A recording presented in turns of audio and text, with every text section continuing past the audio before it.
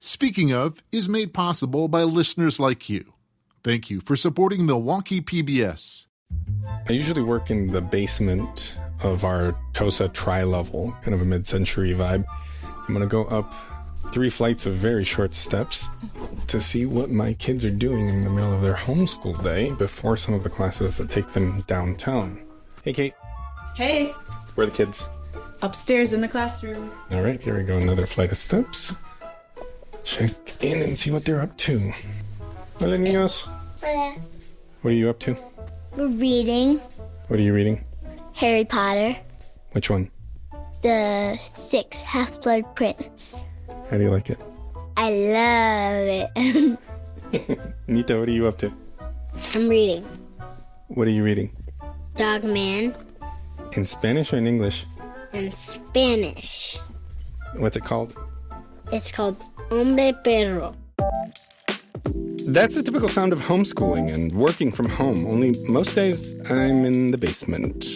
My name is Mariano Avila, and you're listening to Speaking Of, a podcast by Milwaukee PBS. Today, I'll bring you 2 stories about different ways of being at home in Milwaukee as newcomers.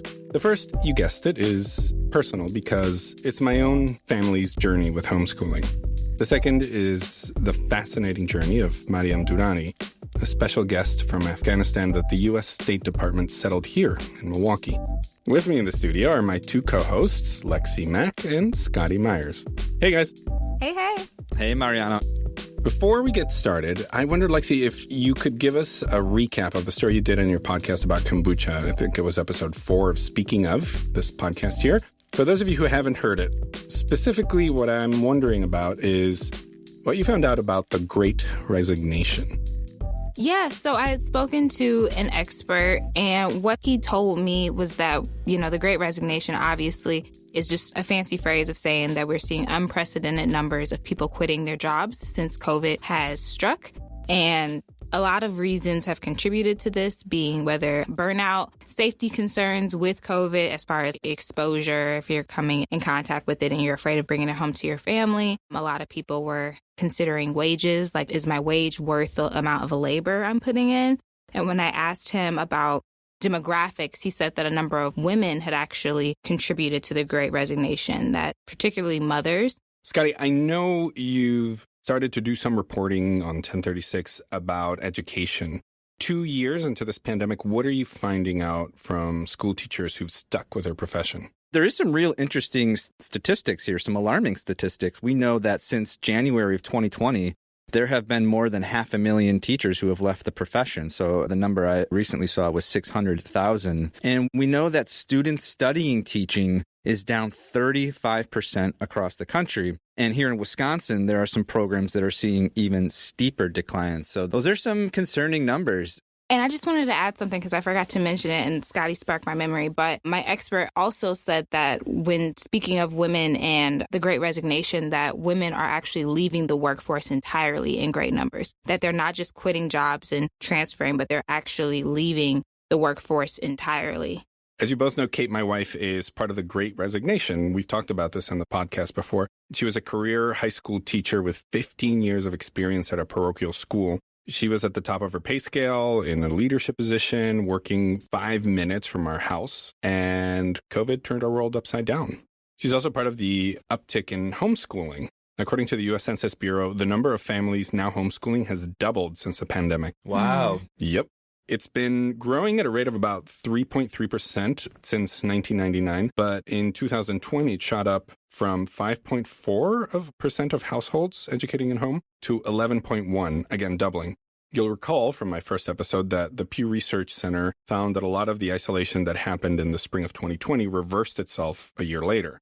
Drawing parallels here, at the peak, 6.8 million additional households started homeschooling, but by Christmas it was down to about 5 million. Of course, my family, like I said, is part of those trends as well.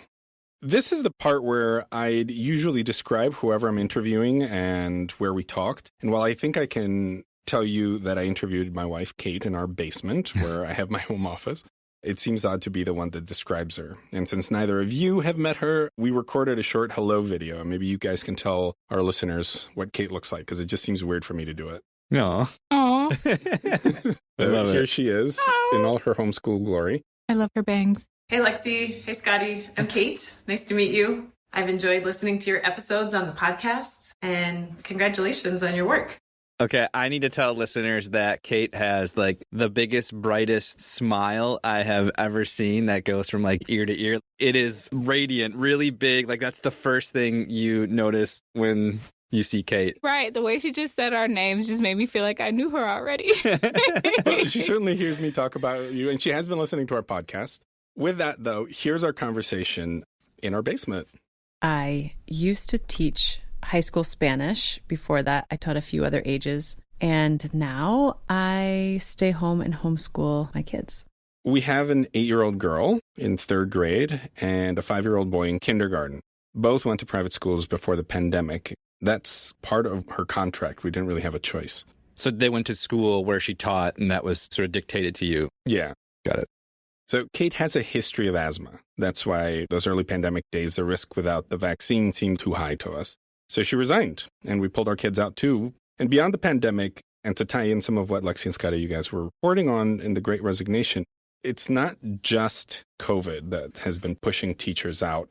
I think a lot of teachers would agree with me that teaching has gotten more and more demanding. And in the last few years, it just seems like there's hardly enough time in the day to go use the bathroom or get any grading or planning so that on the weekend you can focus on your family.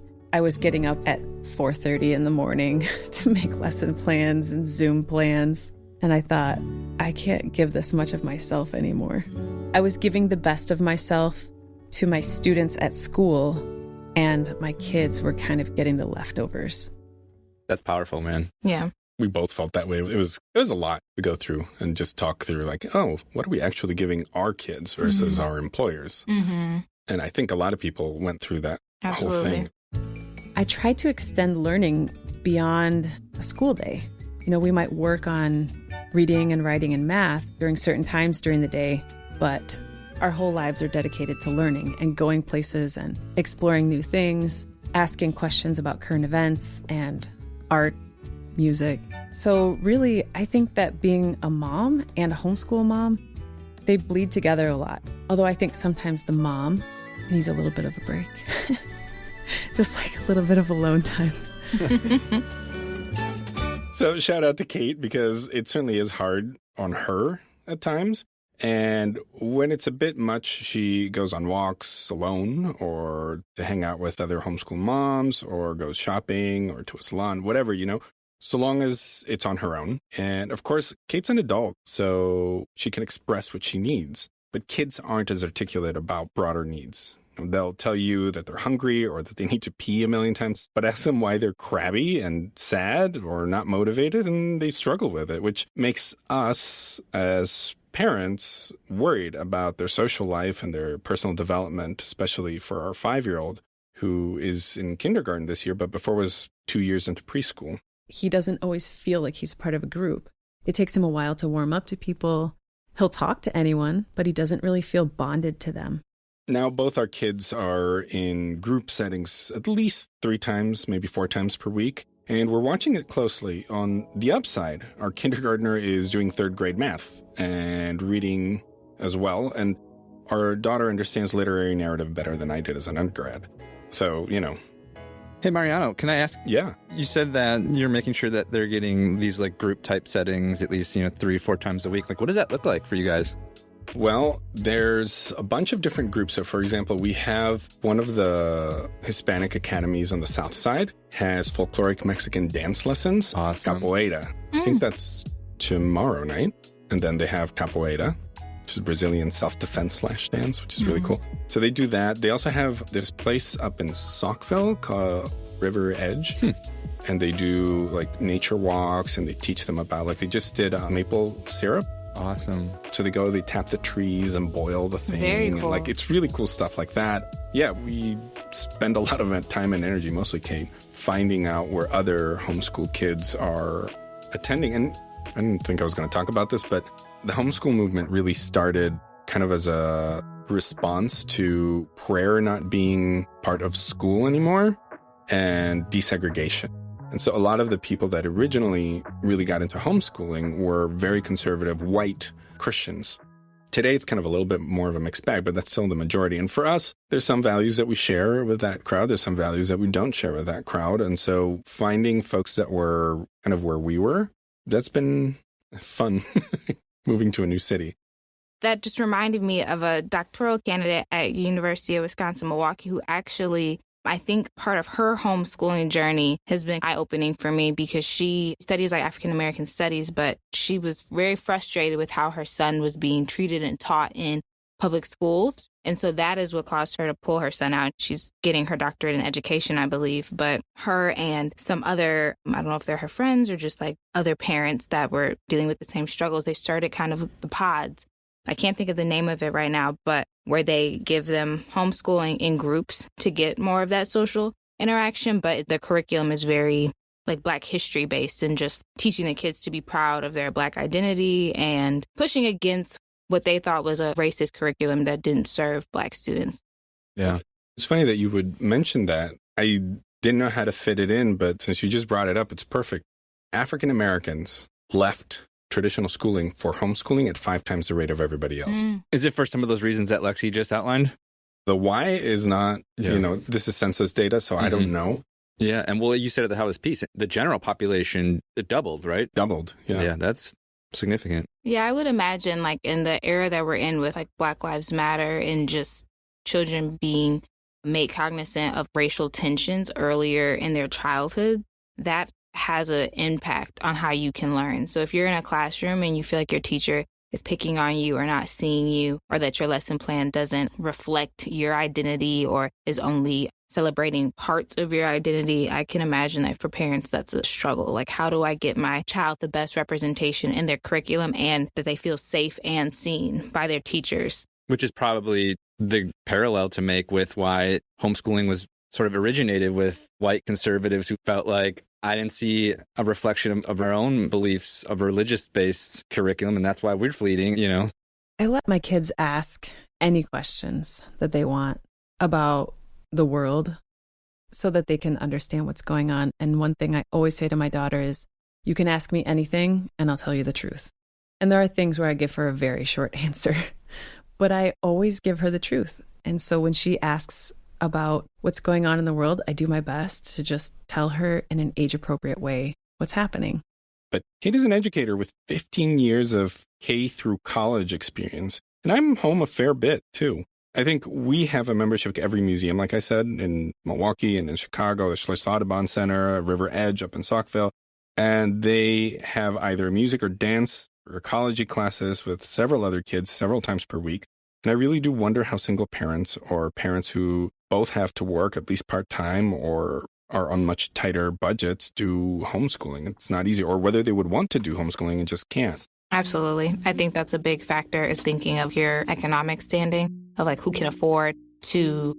Prior to COVID, working from home wasn't a really common thing. So a lot of it you just assume is like, okay, this parent doesn't work full time. And for, like you said, single parents or parents that just don't have the means for one parent to stay home, that can be a challenge. Yeah. But what I found teaching my kids at home or doing home education was that while it was a pandemic choice, it was really magical. And I loved doing it. I saw my kids growing. I grew closer with them. They grew closer with each other. And then the second year that we chose to do it was maybe only 25% a pandemic choice. So what's the future for you and your family in terms of homeschooling? I think we are considering putting them back in school. We would like Montessori. We think it's a good transition back into structured schedule, which they haven't had in 2 years. And what about Kate? Is she planning on going back to teaching once they're in school, or does she still want to be a stay-at-home mother? She's not sure she wants to go back. Yeah. And for someone that has a master's degree and 15 years of experience in one field, saying, I don't know if I want to do this anymore, what do you do next? So on our last episode of 1036, we did a story about this. There's a teacher from Ohio, and she made a post that went viral. The teacher is named Julie Ryan Holderbaum, and she wrote a series of 117 questions. I'll just read a couple of them because this is really incredible. She says, is Michael acting off today? Is he tired or just depressed? Should I pull him out into the hall and ask him if he's okay? Or would it be worse to draw attention to him? Will I be accused of teaching divisive concepts if I lead a discussion about why we are not going to say the N-word out loud when we read Of Mice and Men? Will the kids go home and tell their parents what we talked about? Do kids still do that? Do parents still ask? Is this book worth the battle it might lead to? Or should I just teach Fahrenheit 451 instead? Wouldn't that be ironic? I mean, it's really revealing. Yep. I would say this is personal. I don't think teachers are nearly appreciated enough. Preach. Yeah. Preached on that. Well, thanks for indulging a personal story. It's tricky as a journalist, but I thought this was one area that, made sense. But now I want to turn to our second story about being at home and being cut off. It turns out Milwaukee is now home to about 400 refugees from Afghanistan that the U.S. State Department resettled with help from nonprofits like Hanan Refugee Relief Center, where I interviewed two women. The first is Sheila Badwan, who is vice president of Hanan at the national level, but works right here in Milwaukee. She's energetic and attentive, but always seems to be running like 10 tabs on her mental browser, She's helping dozens of families meet their needs like filling out a job application or learning English, paying bills, getting medical help. I really don't know how she and an all-volunteer team do all the stuff that they do. I've known Sheila for a little bit over the years. Well, I met her because of you. We cannot sing her praises enough. These families are actually coming off the bases in a big amount. We've helped close to 250 people so far from Afghanistan, and they came pretty quickly. Many of the Afghan folks resettled here in the U.S. are U.S. allies, folks who were translators for troops or employed on behalf of the U.S. or really high-profile individuals. In fact, some of their visas are not regular refugee visas at all. They're, quote, special immigrant visas. Frankly, I didn't even know those existed until recently. And on that note, I want to introduce you to the second woman I talked to at Hanan, Maryam Durani. She has an inquisitive gaze and a calming demeanor. She dresses conservatively with beautifully embroidered hijabs covering her hair, which I find nice and challenging for American assumptions about hijabs. These are the scarves that Muslim women wear. Because Maryam's work on women's rights has been honored around the world, literally. I'm focused for the girls and women because the women stay in Afghanistan and women come from the other country. They are refugees. They are needed more help in the community because the Taliban start or born for this city. And the mind, the pupil about the woman is not good. They all have a bad idea about the woman. Like what? They are thinking women more time need to stay in the home. Don't need you go outside the home or find the work or other things. Even though the Taliban's home base was Kandahar, where she lived, she was publicly supporting women's initiatives and was named one of Time magazine's 100 most influential people for her work. She also received the Courageous Women Award from the U.S. State Department from then First Lady Michelle Obama. I have a big organization. This organization have like 5 or 6 parts. One part is the organization is radio station. This radio station name is Women. In my language, in Pashto language is Merman. And this radio station more focus about the women rights and advocacy for women. After 15 years, more men is coming and say to me, I want my daughter same like you.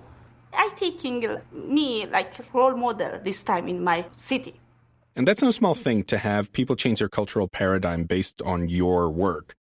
Unfortunately, not everybody embraced Durani's work, and she survived 2 assassination attempts. Oh my God. I lost my best friend, not just one. It's more my best friend, Khalid, in the city, my city. They are women or men. But every time I'm just thinking about it's no important.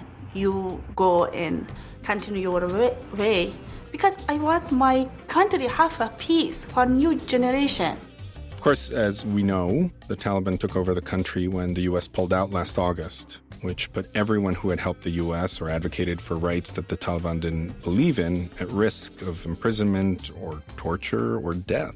So she moves from Kandahar, Taliban Central, to the capital city of Kabul, where she tries 5 times to go to the airport and leave, but the Taliban blocks the road or waits there too long for her and her elderly dad with limited mobility. Wow. But she talks to friends in D.C. and Virginia who pull some strings, and she gets a call. You can come to airport. I said, yes. I'm go to airport after 3 hours or 4 hours. They are calling my name and my family, and very warm, and oxygen is very low, and child is crying. They arrived at about 10, and at 6 a.m., 450 people get put on a military plane and are flown to Qatar. But Qatar won't let them land, so their 4-hour flight gets delayed 3 more hours. And don't have any facility, just water. It was so hot in this military plane that her sister-in-law and 2 others, including a child, all fall unconscious. Wow. At which point they're granted permission to land and are put on a hot hangar. This is Qatar again. This is like middle of the desert, with over 1,000 other people. Maryam spends the next 4 days there, terrified that her dad will die of exhaustion. But her dad, her sister-in-law, all of them, finally make it to the U.S., where they're sent to Fort McCoy in western Wisconsin and spend about a month, and then are resettled to Milwaukee by the State Department. And I'm searching about the Milwaukee city. The first time I'm worried, but I find more people from the Milwaukee. I'm asking about the Milwaukee city. They are said, hey, it's okay, no worry. I'm staying in Milwaukee, and Milwaukee city is a good area, and more information they are to give me. Now I'm thinking it's good place for me and my family start life. I'm taking this city like my home now. I'm feeling like this, and I want more enjoy with this city, community, and society. And I want stay a good person, a full person for this city and society. I'm sure it's not surprising that Maryam isn't waiting around to contribute to the city and the society. She's actually been helping us with translation, and she's been meeting families. She wants to work with her people. This is amazing to see someone here that just came here and what she went through and really wanting to help. What do you want folks to know in Milwaukee about our Afghan neighbors coming in? There are people that want to live in freedom, that want to send their kids to school and want to work. You know, they're just ordinary people. What was interesting to me of what Sheila pointed out was just, Mariano, all your stories have been about home in some way. And she pointed out that these refugees, they want to live in freedom, send their kids to school and to work. They just want to be safe and secure. And I think that is what home consists of. And so for Maryam, even though she's thousands of miles away from her home, she's trying to make a new home here, still fighting for people's rights or making it easier for others around her. So I think her story for me just shows like home. It's cliche, but like home is where the heart is. Home is where your passion is. And I think she's chosen to make Milwaukee her home through helping other refugee families or people who are in similar situations as her. Did I mention that she's descendant of the first king of Afghanistan? No, oh, wow. Yeah, like direct descendant. Mic drop. Right. She's no small thing, and it's, it really is amazing to have her. But that kind of wraps up this episode, and that also wraps up my 3-part series on home and season 1 of Speaking Of. How does it feel? We went through a lot. I mean, I just think of like Lexi's 3 episodes, my 3 episodes, Mariano, you're wrapping up your 3rd episode here. This is quite a bit. We went on a journey. I learned stuff. I hope our listeners learned a little something along the way. I mean, you two taught me quite a bit, whether it was about our sense of home and belonging, some incredible new people, sort of just like stats and data today about homeschooling. I had no idea. The Great Recession that Lexi walked us through, even some of the reverse migration stuff that Lexi added to that, I thought was just super interesting. Yeah, I learned a lot about kombucha in Brookfield. And that it doesn't smell like feet. We're going to leave that one alone. But no, I want to say that something I appreciated as someone who is not from here was feeling like I have an on-ramp in each of you for different parts of Milwaukee and different communities and different ways of viewing the city. I think Brookfield, we put an offer on a house in Brookfield, again, kind of not knowing what that meant or who was there, or it was just such a tight market when we moved here that was a house that met our needs and our budget.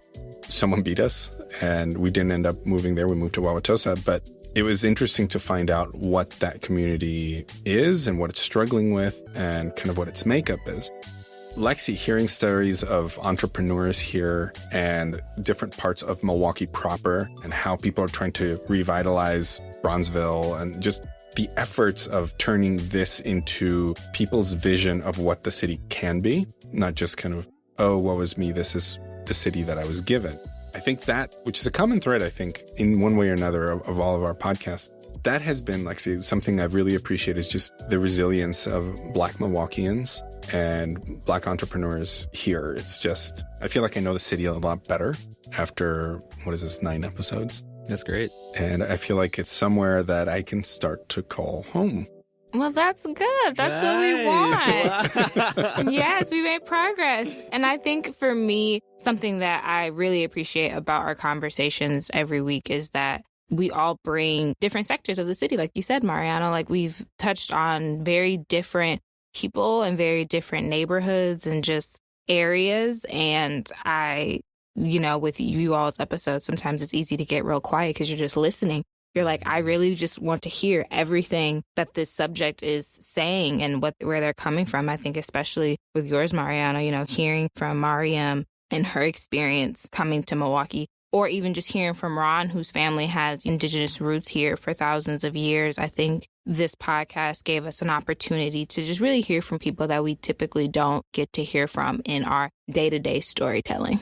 And it was just nice to kind of open up and be personal a little bit. I think, Lexi, we all know the fact that you're pregnant and you just bought a house. Mariano, we know we met your wife and we sort of met my hometown. So it was just interesting that our own personal experiences with our stories, I think, helped bring some insight. Well, there would be probably a few more episodes between seasons. Lexi, you may not be around for all of them, which, Well, sad I'm for not all falling off. Oh, my goodness. Well, we're not going to force you to be here is what I'm saying. Like, we can't. Well, don't get the listeners scared. I'll be back. I just have a little human I need to tend to for a bit. Well, in the meantime, I want to leave you with a bit from my conversation with Maryam, speaking to people at her new home, but speaking to folks in Milwaukee. And yeah, for all of you who've stuck with us through 9 episodes, well, in our mini episode, so 10 technically.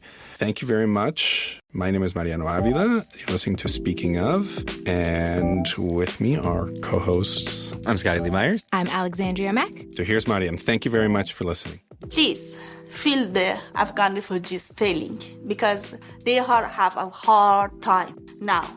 They are losing everything. They don't have anything about the past. And I think that these people just want peace.